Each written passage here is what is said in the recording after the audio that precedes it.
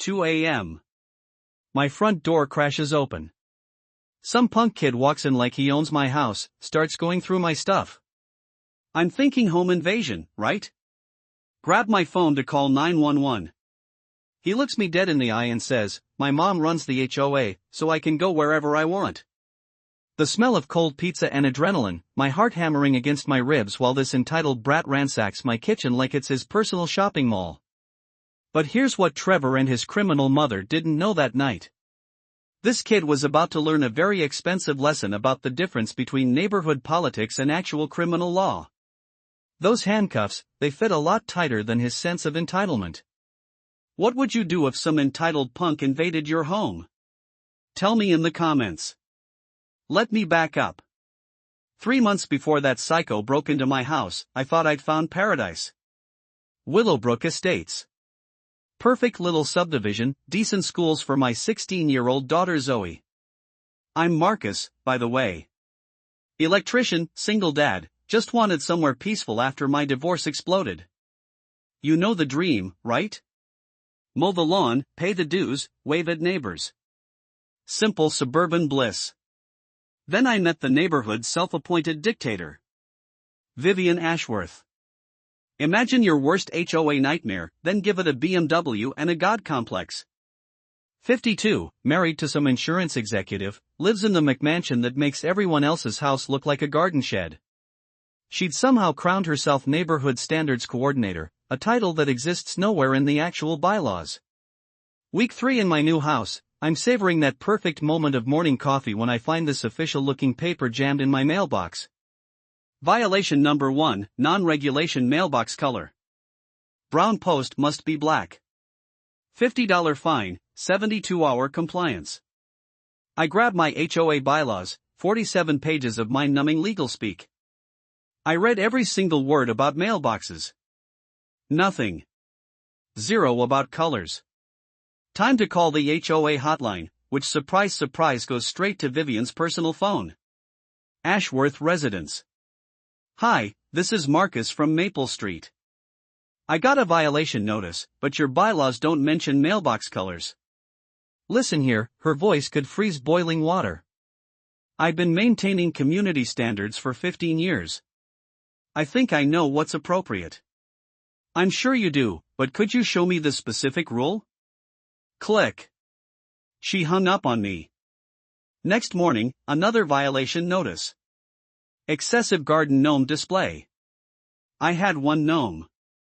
One, a little red-hatted guy that Zoe picked out because it made her smile during the divorce mess. That's when I noticed the daily patrol. Every morning, Vivian's black BMW crawling past my house at exactly 15 miles per hour while she pressed her phone against the passenger window. Dad, why does the mean lady keep taking pictures of our house? Zoe asked over breakfast. My neighbor Dolores, the sweet 70-year-old grandmother, pulled me aside. She's marked you now, Mijo. The family before you? Young couple with a baby. Vivian tortured them over sprinkler schedules until they sold the house and ran.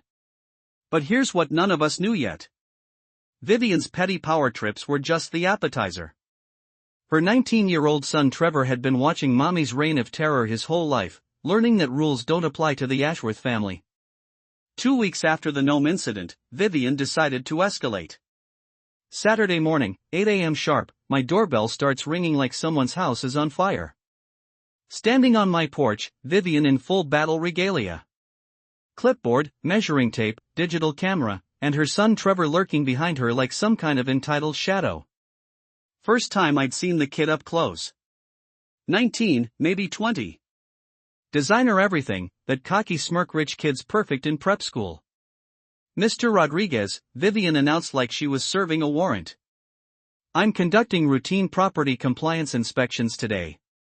Routine inspections. Since when? Since always. Community standards require regular assessment. Trevor snickered. Nice pajamas, dude. Show me where in the bylaws it says you can inspect private property, I said, crossing my arms. She ignored me, marching around my yard like she owned it. Trevor followed, making snide comments about my rental quality landscaping. The measuring tape came out, the camera started clicking. Violation 1, Vivian announced dramatically. Trash cans visible from street. My trash cans were tucked behind my fence. All right, stop. Show me the exact bylaw that gives you inspection authority or get off my property. Trevor perked up. Dude, you can't talk to her like that. She runs this place. No, she doesn't. She's a volunteer on a homeowners committee, not the Queen of England. Vivian's face went nuclear. You'll be hearing from the board about this. Trevor lingered, took a photo of my electrical meter, then my license plate. You have no idea who you're messing with, he said. Yeah, well, you're about to learn about trespassing laws if you don't get off my property. That evening, my phone rang. City Code Enforcement. Anonymous complaint about unlicensed electrical work. The inspector showed up Monday morning. Everything looks perfect, he said. Between you and me, this is the third complaint we've gotten about this address in 2 weeks. Same anonymous caller every time. After that inspection disaster, Vivian switched tactics. If she couldn't intimidate me with fake authority, she'd drown me in paperwork. Violation notices started raining down every 2 to 3 days. Tuesday, seasonal decorations displayed out of season. My American flag. Thursday, unauthorized vehicle modification. My aftermarket floor mats. Saturday, noise violations. I'd used my circular saw at 10 a.m. to fix one loose deck board. Each notice carried escalating fines. $50, then $75, then $100. I fought back with documentation. Photos of every violation notice, timestamps, detailed logs of Vivian's increasingly frequent drive-bys. Here's something I learned. HOAs are supposed to provide formal hearings before enforcing fines. Basic due process. So I filed formal disputes for every violation. The responses were bureaucratic nonsense. Your dispute has been forwarded to the board for review. When's the hearing? Pending board meeting schedule. I called the HOA management company. The board hadn't met in 8 months. Vivian kept postponing meetings, claiming scheduling conflicts. She was running a dictatorship with zero oversight. That's when Trevor escalated to direct intimidation. Wednesday night, 11 p.m., someone's trying to be stealthy in my driveway but failing spectacularly. Through my blinds, Trevor skulking around my yard with a phone flashlight. I stepped outside. What are you doing on my property? Official HOA business. We got noise complaints about this address. From who? At 11 p.m.? Can't reveal sources. You're trespassing. Leave now or I'm calling police. Trevor's mask slipped. Go ahead. My mom runs this neighborhood. You think cops are going to believe some divorced loser over a respected community leader? I started dialing. Trevor bolted. I installed security cameras the next morning. But while I was setting up my defense system, Vivian was building her offense. Dolores knocked on my door that afternoon, clutching papers with shaking hands. Marcus, you need to see this. She'd been intercepting violation notices from other residents. Notices that never made it to their intended targets. Vivian's been having the mail carrier, who's her cousin, misplace dispute letters before they reach the HOA management company. She's been doing this for years. That's when I realized Vivian wasn't just power-hungry. She was running a systematic campaign of fraud. My neighbor Bernard, a retired postal worker, confirmed the pattern. Janet from Legal Aid started researching state mail tampering laws. Our little resistance cell was becoming a full investigation team. Marcus, Janet said during one of our coffee meetings, homeowners have constitutional due process rights before fines can be enforced. If there's no functioning board and she's tampering with dispute mail, those fines are legally meaningless. But Vivian's final escalation made my stomach drop. The notice arrived on official letterhead, hand-delivered by Trevor himself. Intent to file property lien. Outstanding fines total $1,247 plus administrative fees. Payment required within 30 days to avoid foreclosure proceedings. She wasn't just coming for my money anymore. She was coming for my house. That lien notice hit me like a sledgehammer. This psychopath was threatening my daughter's home, the only stable thing Zoe had left after our family imploded.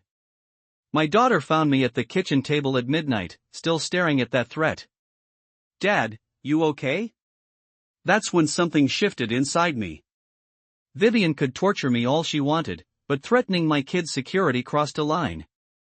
Time to fight back. Hard. I called Janet first thing. "Can they actually file this lien?" "Absolutely not," she said.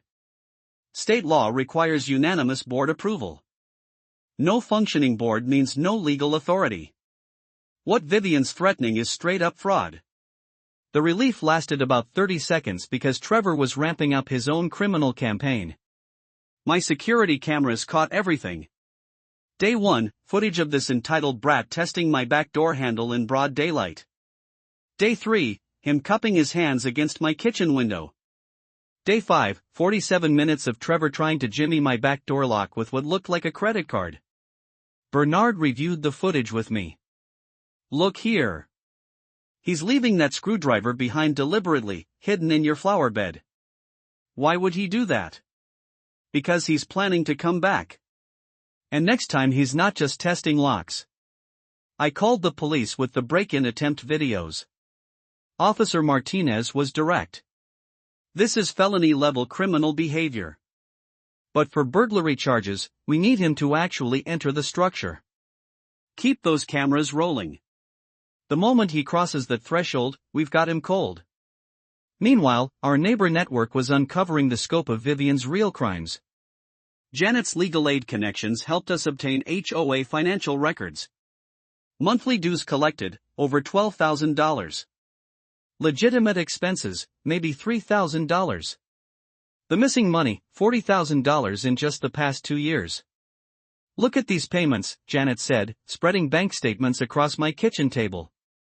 Ashworth Consulting Services. That's Vivian's fake company.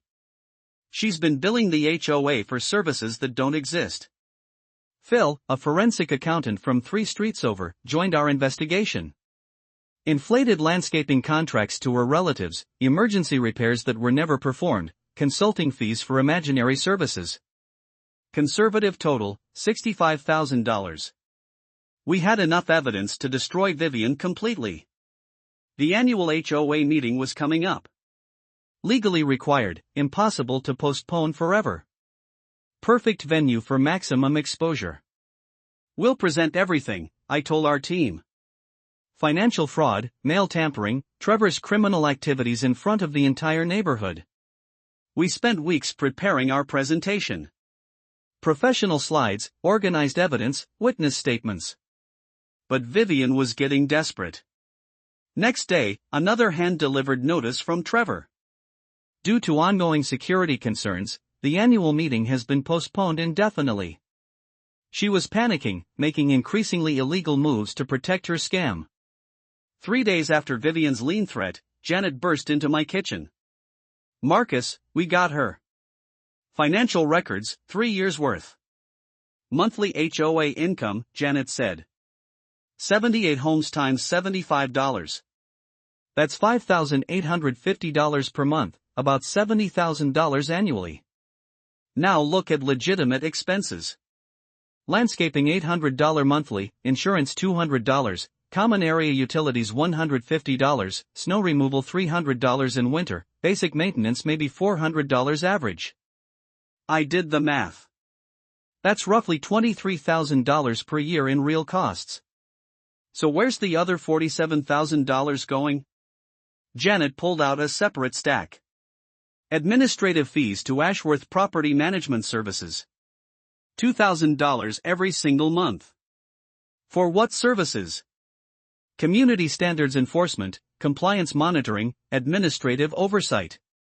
She's paying herself to be a professional bully. It gets worse, Phil appeared. Look at these landscaping contracts. Ashworth Lawn Care Services. Her brother-in-law. $1,200 monthly. But here's the real kicker. Emergency repairs. New irrigation system for front entrance, $8,500. Parking lot resurfacing, $12,000. Community mailbox upgrades, $3,400. I drive past that entrance twice daily. There's no new irrigation system because the work was never done. Phantom contracts. Total damage? I asked. Phil's calculator sounded like machine gun fire. Conservative estimate over 3 years, $73,000 minimum. That was someone's college fund, someone's retirement savings. Jesus Christ. It's worse, Janet said quietly. Remember the family before you? 47 notices in 6 months, total fines $3,400. They paid every penny before they moved. Suddenly the entire nightmare made sense. The harassment wasn't personal. It was criminal strategy. Keep residents focused on petty violations so they never examine the books. Target anyone who asks questions. Drive out troublemakers before they can organize resistance. We weren't just fighting a power-hungry HOA president. We're fighting a criminal organization.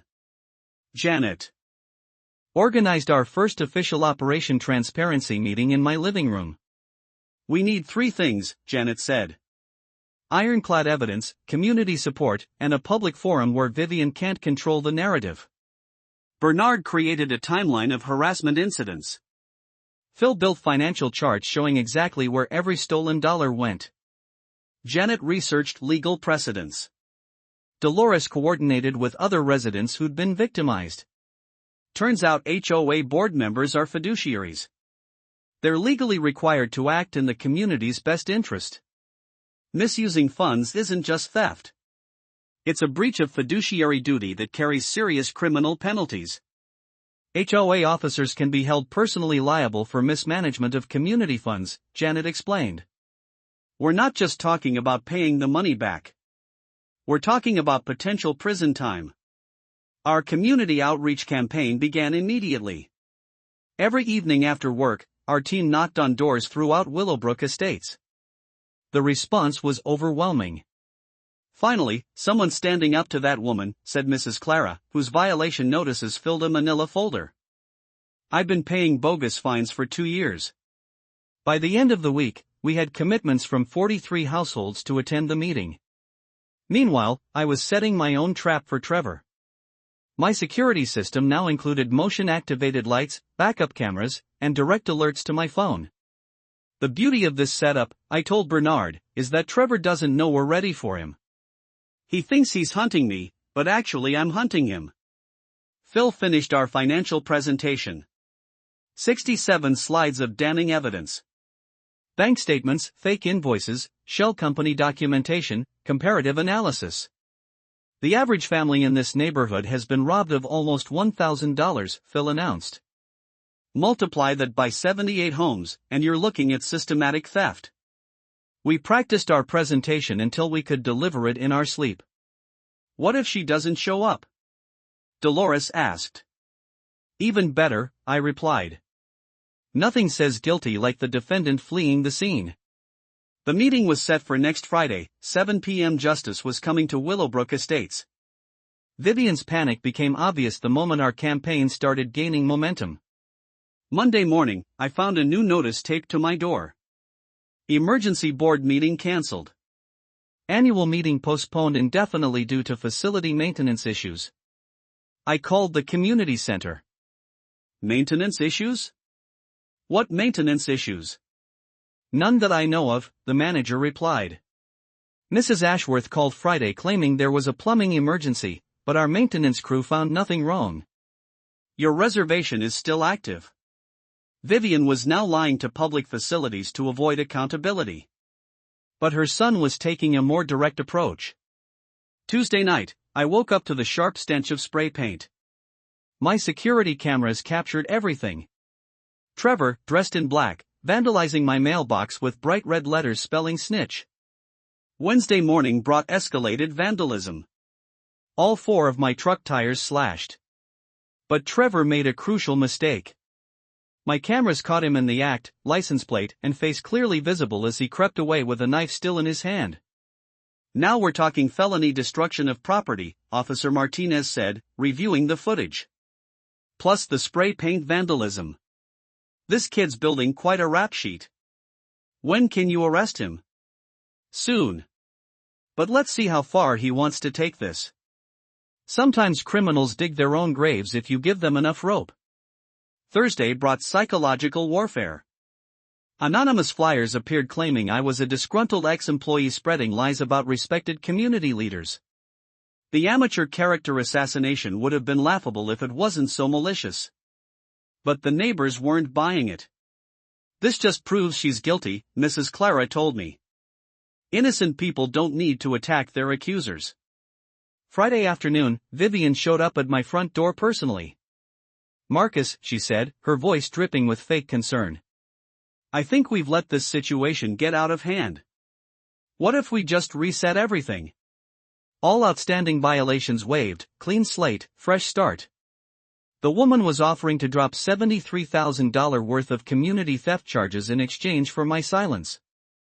I pulled out my phone and hit record. "So you're offering to waive violations in exchange for me stopping my investigation into missing HOA funds?" Her face went white. "I never said anything about missing funds." "Didn't you? Because that's what this is really about, isn't it, Vivian? The $73,000 you've embezzled over the past 3 years. How dare you? Prove me wrong. Open the books. Full financial disclosure. Public audit." She started backing toward her BMW. "You have no idea what you're playing with. I built this community. I can destroy it just as easily. Is that a threat? It's a promise. Cross me and I'll make your life unbearable." The recorded conversation was pure gold. That night came Trevor's big mistake, delivered with his signature smirk. Emergency HOA resolution. The board has voted to assess all residents a special emergency fee of $500 to cover unexpected maintenance costs. Payment due within 10 days. $500 from every household at the exact moment when our investigation was reaching critical mass. What board? There hasn't been a board meeting in 8 months. Emergency situations don't require full board meetings. My mom has emergency authority. Emergency authority that didn't exist in any legal document. The night before our planned HOA meeting expose, everything came to a head.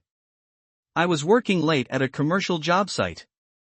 Zoe was sleeping over at her friend Sarah's house. My house would be empty from 10 p.m. until 2 a.m. perfect timing for someone planning something stupid. My phone started buzzing with motion alerts around 1:30 a.m. Trevor, right on schedule. I pulled into my driveway to find my front door standing wide open, kitchen lights blazing, the sound of drawers being yanked open echoing through the night air. I grabbed my phone, started recording, and walked through my own front door. The kitchen was destroyed. Drawers emptied, papers scattered, filing cabinets ransacked. And there, in the middle of the chaos, stood Trevor with my HOA meeting documents. "Looking for something specific?" I asked, hitting record. Trevor spun around, not even embarrassed. "My mom runs the HOA around here, so technically I can go wherever I want," he said, like breaking and entering was community service. "Are you completely insane? I'm protecting community interests. You're planning to spread lies about my family tomorrow night. Can't let that happen." I kept recording while dialing 911. "Yes, I need police. I have an intruder in my home who's currently burglarizing my property." Trevor finally looked up. "Seriously? You're calling the cops? My mom's going to have your ass for this." "Your mom's not here, genius, but the police will be in about 6 minutes. You can't arrest me. This is all a misunderstanding. I thought you were having a break-in, so I came to help." Blue lights started flashing. Willowbrook Police. "Anyone inside?" "In the kitchen. Homeowner Marcus Rodriguez." The burglar is still here. Two officers entered with hands on their weapons. Sir, step away from those papers and put your hands where we can see them. Trevor's prep school arrogance made one final appearance. Do you know who my mother is? She runs this entire neighborhood. Hands behind your back now. The sound of handcuffs clicking shut was the most beautiful music I'd ever heard. Trevor Ashworth, you're under arrest for breaking and entering, burglary in the first degree, and destruction of property. You have the right to remain silent. This is bullshit, Trevor screamed. My mom's going to sue all of you. She owns this place. His voice echoed through the night air as they loaded him into the patrol car, still ranting about imaginary immunity. Will you need us to stay while you document the damage? Officer Martinez asked. Actually, I've got it all on video. Every second from the moment I walked in. As the patrol car pulled away, I stood in my destroyed kitchen and felt something I hadn't experienced in months. Peace. Tomorrow's HOA meeting was going to be very interesting, especially since the star witness for Vivian's defense would be calling in from county jail. Friday night, 7 p.m. sharp. The Willowbrook Community Center was packed beyond capacity, standing room only. Word about Trevor's arrest had spread like wildfire. The air was electric with anticipation, that pre-storm tension before lightning strikes. The smell of burnt coffee mixed with nervous sweat and righteous anger. Local newspaper reporter Sarah Kim sat in the front row with her photographer. This wasn't just neighborhood drama anymore. This was news. And there, sitting alone in the very front row, like she was attending her own execution, was Vivian Ashworth. Designer suit, perfect makeup, clutching a leather portfolio. The woman looked like she'd aged 5 years in 24 hours. Good evening everyone, I began. I'm Marcus Rodriguez, and 3 months ago I moved to this neighborhood thinking I'd found a peaceful place to raise my daughter. Murmurs of agreement rippled through the crowd. Instead, I discovered a criminal conspiracy that's been systematically robbing every family in this community for years. I clicked to my first slide. Bank statements, financial records. Ladies and gentlemen, your HOA president has embezzled over $73,000 in community funds. The gasp that went up sounded like air being sucked out of the room. Camera flashes started popping. Vivian shot to her feet. This is outrageous. I will not sit here and listen to these malicious lies. Sit down, Vivian, called out Mrs. Clara. Let the man speak. I clicked through slide after slide. Fake consulting fees to shell companies, phantom repair contracts, inflated landscaping bills. But the money wasn't enough, I continued. When residents started asking questions, Mrs. Ashworth launched harassment campaigns. Bogus violation notices, illegal property inspections, mail tampering. More slides, photos of violation notices, documentation of Vivian's surveillance, recorded phone conversations. And when harassment wasn't enough, she escalated to criminal behavior. Last night, her son Trevor broke into my home and attempted to steal evidence of these crimes. I played the video on the projection screen. Trevor caught red-handed explaining how his mother's HOA position gave him breaking and entering privileges. The crowd's reaction was immediate and visceral. Angry shouts, calls for justice. Vivian tried to interrupt. Trevor has mental health issues. He wasn't acting on my behalf. Really? Because his text messages tell a different story. The police had recovered Trevor's phone. Screenshots of conversations with his mother filled the screen. Plans for the break-in, instructions about what documents to look for, Vivian's explicit approval. These are private communications, Vivian shrieked, her composure cracking. You can't use those. They're evidence in a criminal investigation, I replied calmly. That's when Detective Williams stood up from the back of the room. Ladies and gentlemen, I'm Detective Williams with the County Financial Crimes Unit. Based on evidence presented to our department, we executed a search warrant on the Ashworth residence this morning. The room went dead silent. We recovered additional evidence of embezzlement, mail fraud, and conspiracy. Mrs. Ashworth, you need to come with us for questioning. That's when Vivian completely lost her mind. "This is persecution," she screamed, voice cracking with hysteria. "You ungrateful people have no idea what I've sacrificed for this community. I built this place. I made your property values what they are." She was pointing wildly at the crowd. "You're all just jealous because I had the courage to maintain standards while you people let everything go to hell." The photographer was getting every second of her meltdown. "And you," she spun toward me, face twisted with rage. "You destroyed my family. My son is in jail because of your lies. This is what happens when petty power becomes criminal behavior," I said. The mic drop moment hit the room like a thunderclap. Applause erupted from everywhere at once. Justice had finally come to Willowbrook Estates. 6 months later, I'm standing in the same community center, but everything has changed. Instead of tension and fear, children's laughter bounces off the walls as families gather for our first annual Willowbrook Unity Festival, funded entirely by recovered stolen money. The legal reckoning was swift and brutal. Trevor got 18 months for felony burglary. Watching that entitled brat in orange scrubs during sentencing was worth every sleepless night. Vivian's downfall was even more satisfying. 3 felony embezzlement counts, 2 fraud charges, conspiracy. Her trial lasted 2 weeks with our financial evidence dismantling every lie. When the judge sentenced her to 36 months in state prison plus full restitution, she actually fainted. Drama queen to the very end. The asset seizure was poetic justice. Her BMW, designer jewelry, vacation home down payment, all liquidated to pay back the $78,000. We recovered $52,000 immediately with structured payments covering the rest. But the excess funds beyond restitution transformed our neighborhood. New playground equipment, LED streetlights, community garden beds growing where Vivian used to conduct surveillance. Monthly dues dropped by 30%. Turns out when you're not funding criminal enterprises, HOA management gets surprisingly affordable.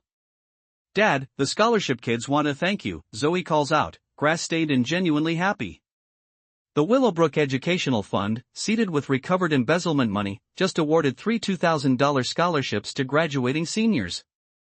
I got elected HOA president, though I fought it tooth and nail. Turns out running a community association honestly is pretty straightforward when you're not simultaneously operating a theft ring. New bylaws require financial transparency, term limits, and resident oversight committees.